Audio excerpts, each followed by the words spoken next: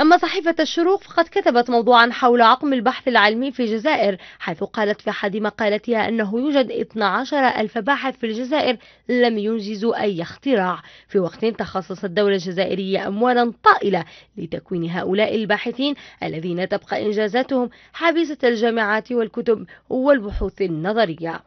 ونقلت الشروق عن رئيس منظمة المبدعين والمخترعين نور الدين هوام قوله أن الخطاب السياسي في الجزائر يعتمد على البترول وليس العقل، مما جعل قطاع البحث العلمي قطاعا مهمشا وكرس التبعية نحو الغرب الذي تمكن من استغلال عدد كبير من العقول العربية والجزائرية في تطوير بنيته التكنولوجية في جميع المجالات. لتضيف الصحيفة أن 93% من البحوث العلمية في الجزائر تصب في مجال العلوم الإنسانية والأدبية ولا علاقة لها بالتقنية والتجربة الواقعية، مما جعل الجامعات الجزائرية عبارة عن مؤسسات لتوزيع الشهادات العلمية على الطلبة.